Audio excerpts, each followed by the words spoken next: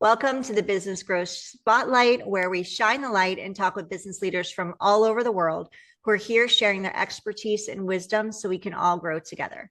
I'm your host, Heidi Schalk, co-founder of HLH Growth Solutions, where we help businesses scale through AI and visibility strategies. If you're new to the podcast, welcome. We're excited for you to be joining us. Today is going to be a great day. I have an amazing guest for you to listen to. So without further ado, I want to introduce you to Dr. Doug Long with Renaissance Chiropractic Center. So welcome, Dr. Long, to the podcast.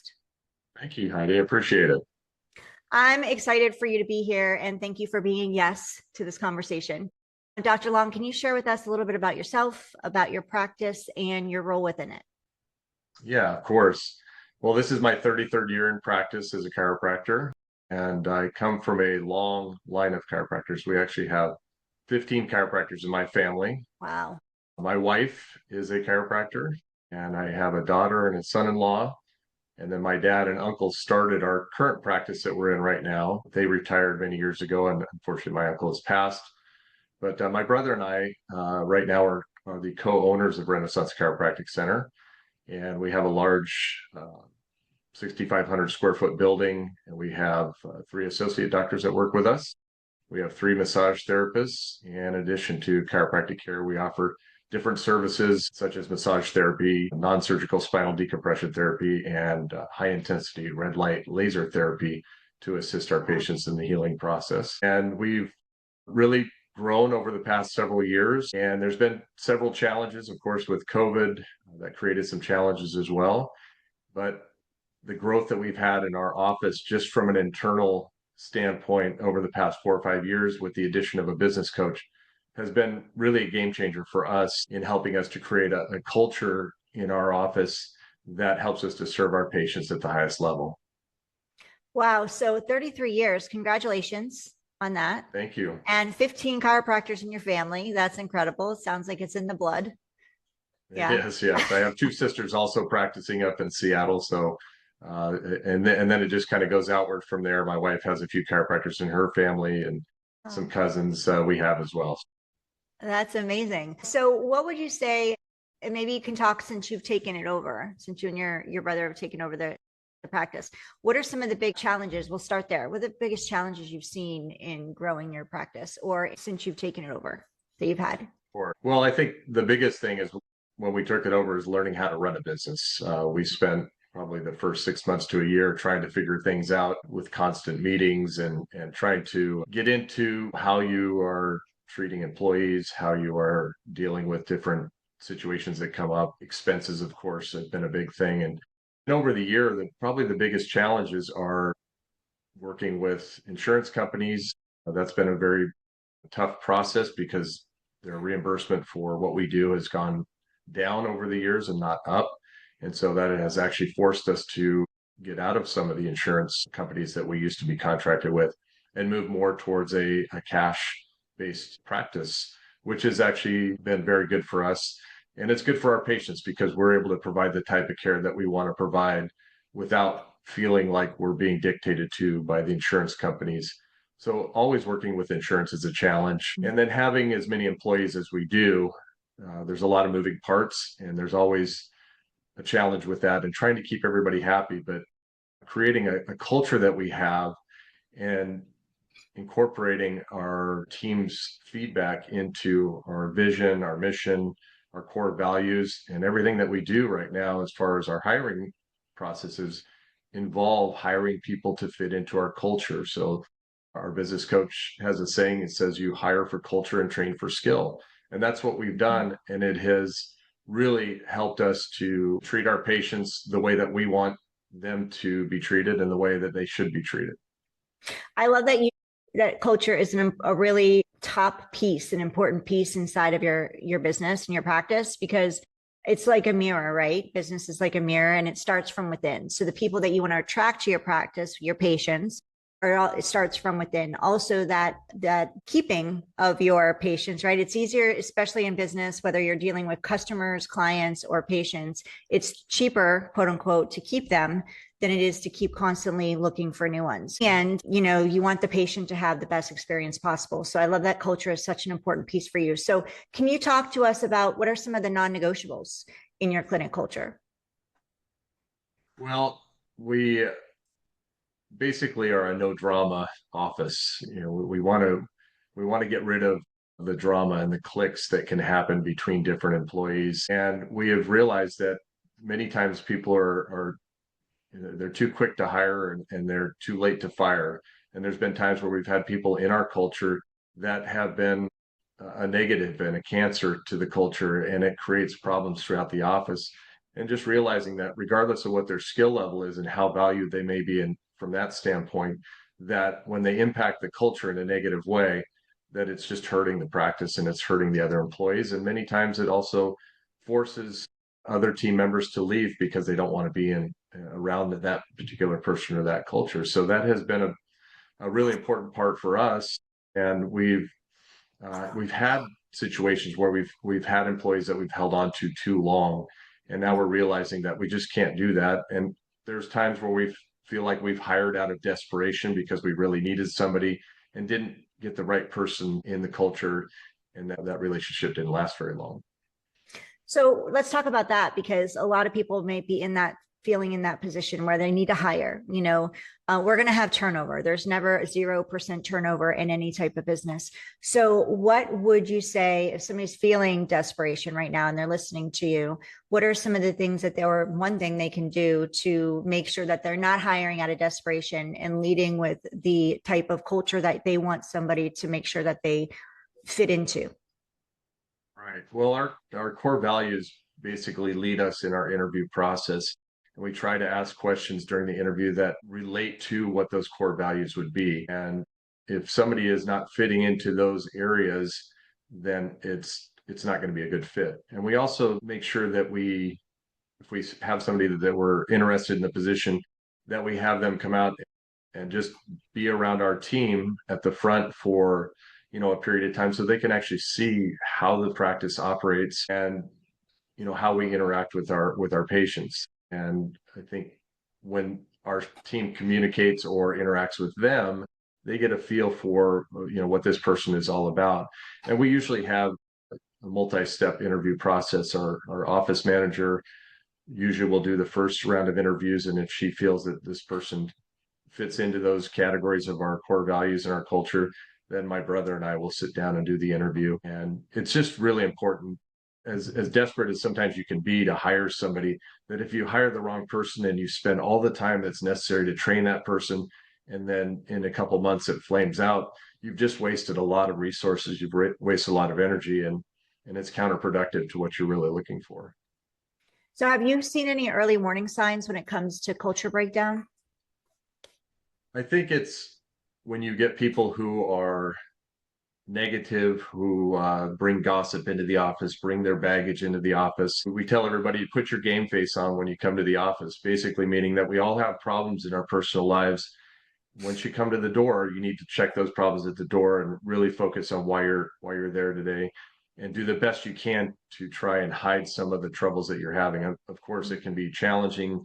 You have relationship issues, or maybe you have a death in the family, and those are really difficult to hide those emotions. But we really ask that our team does the best that they can to help when they're at the office to set those things aside. And when we see somebody bringing in baggage and we see somebody that is gossiping, that's a big red flag, and that has to be addressed immediately. And there's a no tolerance policy for that. So customer service, I know for you, is a big key to growth. It's not a lot of it stems from your cultures. What does exceptional service really look like in the healthcare space? We really feel that even though we're a large practice and we have multiple employees and doctors, that our practice still has a family feel and not a corporate feel. We want people to feel like they're part of our family, and we know that our team feels like a big extended family. We have a lot of fun together. We have lunches together. We take time out to train our staff and to do things outside the office. And we want our patients to feel like they are a family member coming into our practice. And we want to treat them like we would want somebody to treat our mother going into another practice.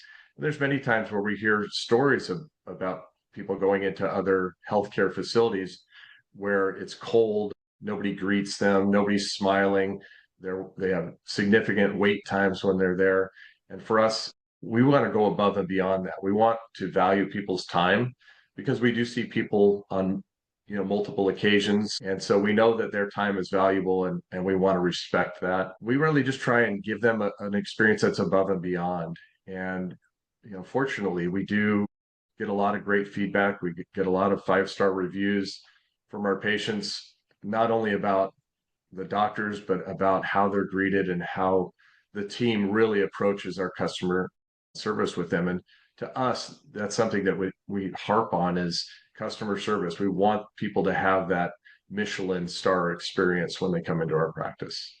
Amazing. So you touched on a couple things, but are there some really big areas that you see where other clinics are unintentionally losing patients?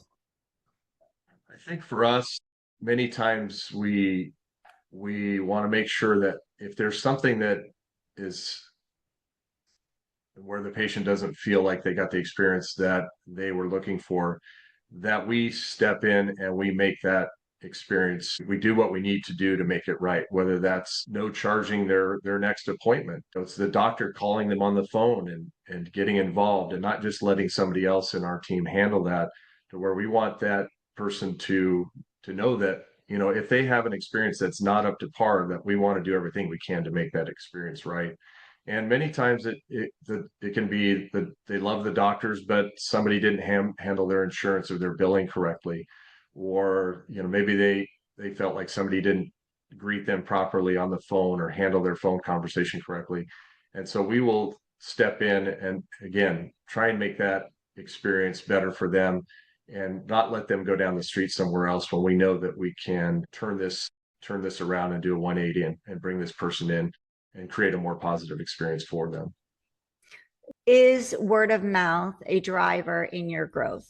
And if so, are you intentionally cultivating that in any way? Absolutely. Our practice right now is probably 90% referral based. We don't do very much marketing. We do have some social media presence, but that hasn't been a big part of our growth. Our growth is really through word of mouth, and it's actually asking our patients for referrals. When they have a great experience and they're seeing positive changes in their health, we want them to share that with others, and we ask them to share that with others. And there are people out there that are struggling with their health and they've gone down several paths that maybe are not working for them. And this is maybe a path that they haven't tried. And we want to reach out to those people and give them an opportunity to try something different that might lead them to a path of better health. So, Dr. Doug, there is growing interest in natural healthcare. Why do you think people are seeking alternatives to traditional medical routes these days? I think with the growth of how fast people can get information, they just realize that their pharmaceutical companies are spending a lot of money to get in front of people, and people are just tired of taking drugs and medications, and then they're put on a medication and they're given a drug for a side effect for that medication. So I think there are people that are seeing more and more, whether it's through Instagram or other social media platforms, where people are talking about natural health and how people can regain their health without drugs, without surgery, and just I think they're more open to it now. And I just think the newest generation of younger adults out there are really diving into more natural and alternative health. And they just see how sick our country is. And unfortunately, we're one of the sickest countries in the world. And we spend more money on healthcare than any other country by far. And people are willing to pay out of pocket for services that aren't covered by their insurance just so they can try something that's more natural for them and get away from the drugs and the more significant interventions that can create other health issues as well. Yeah, just like there's this saying, tired of being tired, right? So depending on what you're dealing with, they're tired of dealing with what they're dealing with and still not having answers in many cases or solutions. So we talk to a lot of our guests and they talk into the gap. And that's one way that we stand out when it comes to growing a business. What's the gap we can fill and how are we filling it? So what differentiates Renaissance Chiropractic Center from other clinics?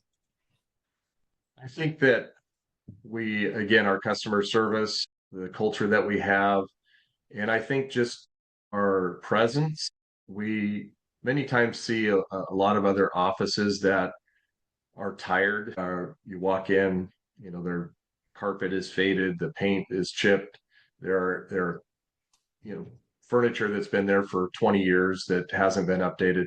So we really try and take a perspective of let's walk into our office doors for the first time and with a fresh set of eyes. And we do this exercise, once every year or so where we have our team walk around, they walk through the front door and what areas do they see that we can freshen up, or there's a chip out of the wall here and that hasn't been repaired. Because when we in our practice every single day, these are things that you kind of gloss over.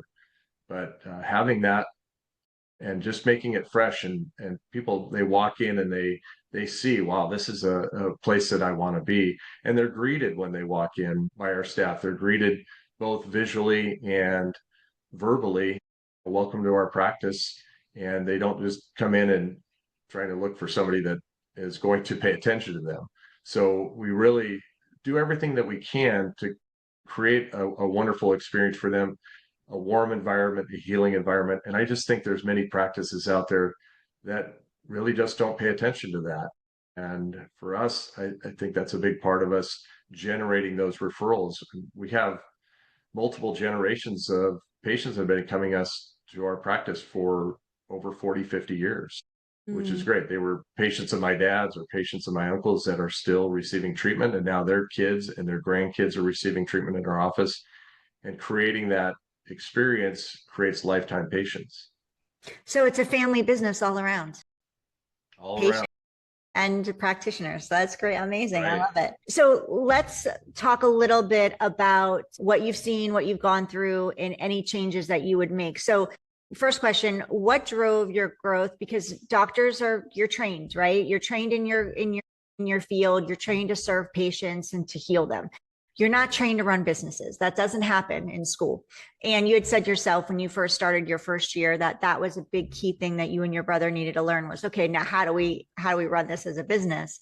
What drove your growth early on? And is there anything different that drives it now? I think when we first started, we came into the practice and we were associate doctors and we learned the ropes and learned how to do things procedurally in the office, not necessarily how to run the business, but how we needed to communicate to our patients. And I think that's a big thing for healthcare providers is communicating to our patients on a level that they can understand. Many times you have doctors that are using big words that patients have no idea what they mean. They have to go home and now they have to look these words up and they still don't understand it many times. So we try and really communicate things through analogies, and just I think that's such an important part of helping people to understand what it is that you do and the value that you're trying to create for them.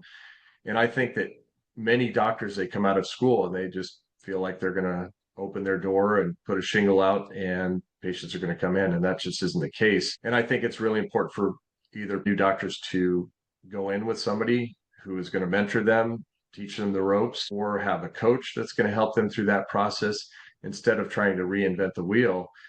It's important that you have people that have done it before, that know the mistakes that are out there, and that can give you the right path to go down. And you may change things as you go through and as you learn as you go. But I think starting out from scratch is really, really difficult for young doctors, and especially with the type of debt that they can come out of school with.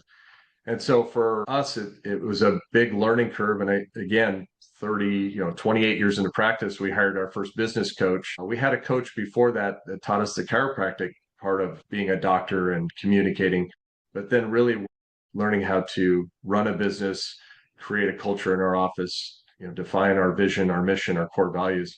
That was what we gained when we hired a business coach about 4 or 5 years ago. And that's been a big part of our growth. But I think, again, communication is such an important thing for doctors to help their patients understand what's really going on with them and how do we get them from point A to point B to where they're sick, and how do we get them healthy. So Dr. Doug, if you were starting a business today, I know you've been in business over a long time. So for those you had mentioned, for the young doctors coming in, it's tough, right? You can't just hang a sign up and then open your doors and expect to be flooded with new patients.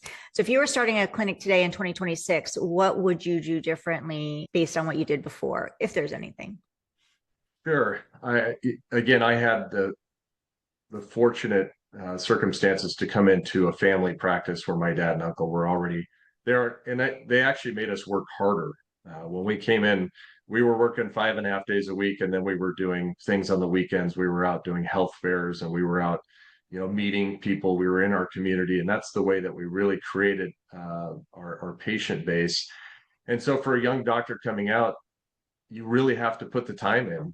Many of the young doctors nowadays, they want to work 3.5 days a week, and they want that work-life balance, which I think is really important. But you have to put the time in the beginning to help get that momentum and build that growth.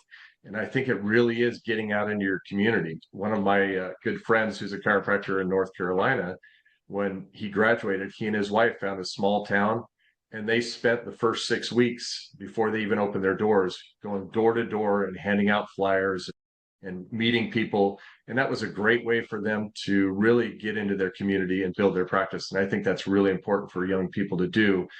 Having a strong presence on social media is important. It does take a lot of time to do that. And we found that it takes more time than I think we're really willing to put into it. So we have some presence, but that's not really our big practice builder. But I do know some young doctors that have done well in building their practice through social media and those platforms. But it really is investing the time, and you have to do the things that you maybe don't want to do in the beginning so that you can have the success later on in your practice and have that greater work-life balance. Boots on the ground, like that couple did, it still works. People disregard it, I think, nowadays because of so much we see on social media and other avenues. But the people that do the boots in the ground, guerrilla marketing, you stand out because people aren't doing it as much as they used to. So, and it's nice to have somebody walking through your door, saying hello, shaking your hand, and getting to know you on a human personal level. That being said, let's switch a little bit to the artificial intelligence section, because I'm curious about that, going from human connection to this. And I'm curious, are you all utilizing AI inside of your practice? How has that, and if so, how has it changed, or is it still something you're dipping your toe into right now? I think right now we are dipping our toe into that. There are definitely areas where we're seeing AI coming into healthcare.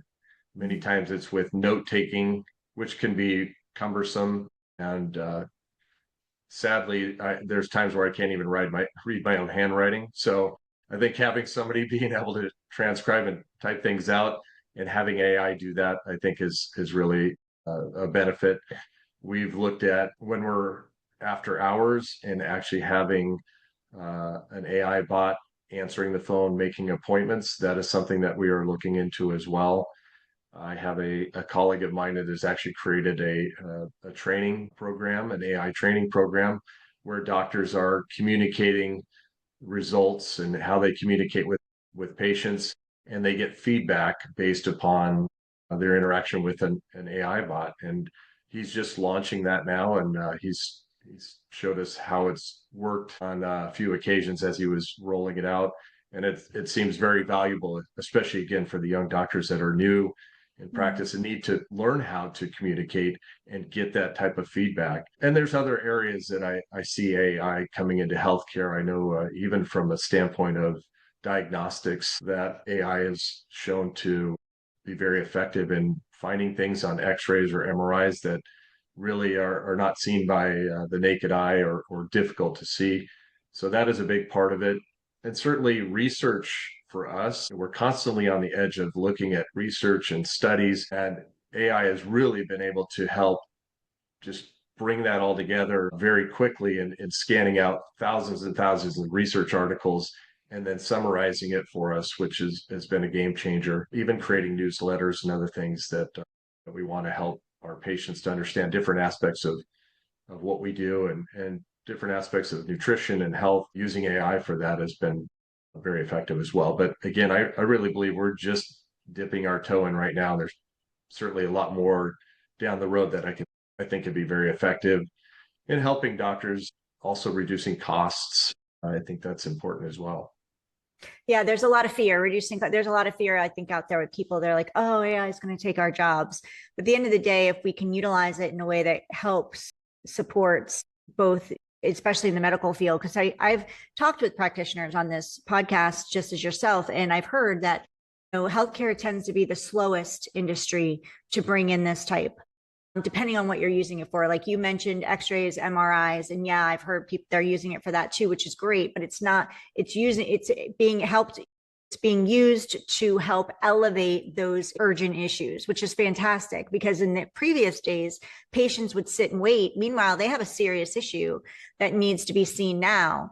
And now that AI can be in there and looking at it and flag it and say, this is one you need to look at now and push through the pile, right? Push through to be seen, helps the patient faster.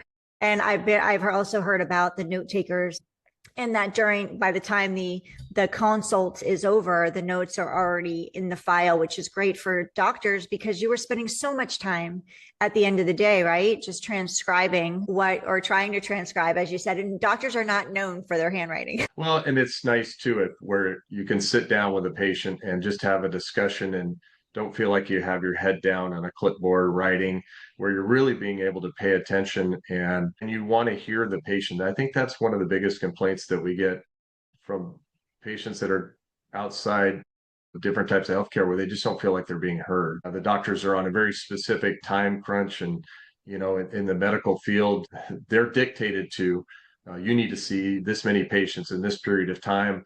And you'll have a patient walk in and says, oh, by the way, I have this other problem. And the doctor says, well, I'm sorry, we're going to have to schedule another appointment. And of course, that could be 2 or 3 months out, instead of being able to just handle that same, additional problem at that time. So being able to just sit with a person and have a conversation while not having to be worried about taking the notes and having that done for you, I think is really important part. And I think for us, that is going to be probably the biggest game changer, at least at this point in time in our practice. Yeah. So some of the AI tools that I see that are helping practitioners is, like you mentioned, one, the AI receptionist for either during our hours, after hours. It also helps teams. Because teams can be overloaded at the front desk. They're trying to help the patients be there with a smile on their face, like you had mentioned, but then phones are constantly ringing. So I know the AI receptionist can help in that, but with the chatbot, is that something you're looking at too, where the chat for your website, where there can be support there if somebody has a question or wants to find out more about you all on that platform specifically? Right. And these are things, again, that we're just getting into. Yes, at one of our trade shows, we're at one of the booths that does our electronic health records, the company that we work with, and they've discussed, here's what we have in the world of AI, and these are things that we're exploring and looking to integrate into our practice. We haven't necessarily moved and pulled the trigger yet, but we still want to make sure that the bugs are worked out and that it's going to work the way that we want it to, because we still want to create that customer service experience and not necessarily have patients feel like I'm talking to a robot and I'm not talking to a real person. So there's a fine line there in how you walk through that. Yeah, absolutely. So what's next for you in your practice over the next 12 months? What are the big goals you have, Dr. Doug? I think right now we have 3 associate doctors in our practice, my brother and I, and we are trying to create that work-life balance as well. And I think for us, we're trying to build a team approach to our practice. So when we have patients that come in, they're not just seeing one doctor, but we're working together as a team with them. And I think for my brother and I, it's helping to build our associates into our practice and helping them to grow. And I think that also gives patients a lot more flexibility about when they can make appointments. There's times where I'm not in the office.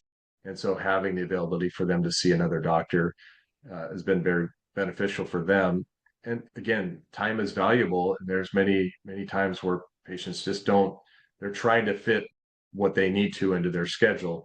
And we want to give them as much opportunity to do that. So that's a big part of our growth over this next year, is creating that team approach and taking less off of our plate as far as patient care and more in the management of our practice and of our patients as well. My brother and I would definitely like to move a little bit more in that direction. Yeah, work-life balance is important. I don't know if it's ever achievable. I kind of gave up on that. Sometimes our family needs us more than our work, and sometimes our work needs us more than our family, and we get to like navigate what that looks like. Whether those two scales can stay even, I don't believe that's possible. I think there's a give and take, but it's definitely something we want to strive for. And you as practitioners, you and your brother have, like you said earlier, you got to do the time, right? And you've done the time, you've done the things to build, and it'd be great for you all to get some time back for you and your families and your loved ones. So I love that that's a big goal for you. It's like time's our biggest asset. We can always make more money, right? That can always be fixed, but we can't get the last day back, or we can't get that time back. If I could hand you a magic wand and you could wave over one challenge or issue you're experiencing right now, that if I said you can wave it and go poof, it's gone, what would that be and why? Wow, that's a big one. Coming into a practice that was already established, certainly there are things that you can change, things that are not easily changed. It's hard to say how I would proceed. If I was going to be a new doctor coming out of school, how would I, approach my practice life? When having the practice the size that we have, there's a lot of moving parts and it can be very challenging. And I think being an employer takes a lot of energy as opposed to being an employee. Although we do have more flexibility, but it's also time outside the office, outside patient hours. And it's just a lot. We look at what our work schedule is, and most of our friends or our patients don't understand that the work schedule that we have in the office doesn't compare to what we are doing outside the office as well, and the days off and the work that we're putting in. So it would maybe be possibly have scaled a little bit lower. And if I had my own practice and keeping the overhead as low. COVID was a big, I would say, overhead increaser, if you will, with the limited workforce that we had out there. The wages that we started having to pay were significantly higher. And now the costs of doing business and taxes. And so we see where overhead has become more of a challenge than it was 5 or 10 years ago. And so our margins are definitely smaller. And that just means that we unfortunately have to increase our pricing with our patients, which we don't want to do, but we have to keep up. And if we want to keep good team members on our staff, you have to pay them. Their value is there, and we certainly are happy to do that. It just creates other challenges. Yeah, absolutely. So for those people listening, they want to reach out to you and connect with you. How can they do that? Well, they can check out our website. It's www.chirotacoma.com, or they can email me. It's Dr. Drdoug at Chiro, Chiro, Tacoma, Tacoma.com. And I'm happy to chat with anybody about any challenges that they may have in their business or their practice. And I won't pretend to have all the answers. 33 years, we're still learning. But certainly, I think that I've gained some experience over that time that I can help somebody that maybe is dealing with some different challenges. And if there are people out there that are, really interested in maybe chiropractic care for them or their family, if they don't live in our area, I have a lot of chiropractor friends throughout the country that I'm sure we could find somebody close to them that is going to give them the type of service that they deserve. Thank you for sharing that. For those of you listening, if you're watching us on YouTube, hello, we're grateful to see you here. Dr. Doug and I say thank you. Make sure you connect with him. He's a great guy. If you know of anybody that could benefit from listening to Dr. Doug Long today and or learning more about his practice at chirotacoma.com, please share this episode. That's how we are supporting our guests, by sending more people over to meet them, connect with them, and also go check them out. Most businesses fail within the first 5 years. Dr. Long definitely knows what he's doing. He's exceeded that by decades. So his knowledge and experience is definitely worth listening to. So please share this episode with anybody that you know, especially new practitioners, like he was sharing the do's and the don'ts, what's worked, what hasn't worked for him. If you're listening to us on your favorite podcast platform, thank you. We're grateful you're here. If you're interested in leaving us a review, we'd love 5 stars. That helps the platform push this episode out to more people so more people can get to meet and know Dr. Long. Let me give you all a gift. For those of you here, Dr. Doug Long gave us information on how he's getting out there. A lot of it's word of mouth for him. He's been in business for a long, long time. So he's done the work. And he hits a lot of referrals. If you're trying to get out there and you're newer to the space, your industry, and you feel like you've tried the things and it's just not working, then go ahead and download our Spotlight to Scale blueprint. You can go to spotlighttoscale.com/blueprint and go grab that there. Dr. Long, before I let you go, is there anything that you'd like to share or say that we didn't get to talk about or I didn't ask you or touch on today? I'll just have to say it was a pleasure to talk with you, Heidi, and I really do enjoy sharing some of the success principles that we've had in our practice. And I know that there are people out there struggling, as you said. Most new businesses don't last beyond 5 years. And there's doctors that have spent a lot of money on their education that are really struggling. And certainly the more that we can help them out, the better. There's not enough chiropractors on the planet to help all the people that need it. And so the more that are out there, the better for us. And I think it's important. There's a demand out there for natural health care. And I think chiropractic plays a huge role in that. And so we have to support the doctors that are there and anybody else in business. Just using, many of these principles doesn't matter what business you're in, they can be successful regardless. So I just hope if you get one thing out of today's podcast, that's fantastic. It was time well spent. So I really appreciate the time that you've allowed me to talk. And I look forward to many of your other episodes. I am grateful and thank you so much. That's a perfect way to end this. And I love that you are here today sharing. I know you're very, very busy. You have a big practice and you're a busy man. So I appreciate you taking this hour out of your day to spend it with us. So thank you so much.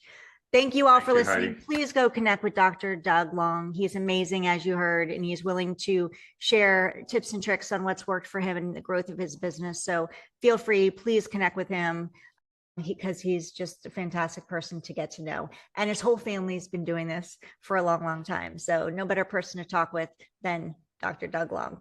Thank you for joining us, Dr. Long. Thank you for listening to us and being here with us today.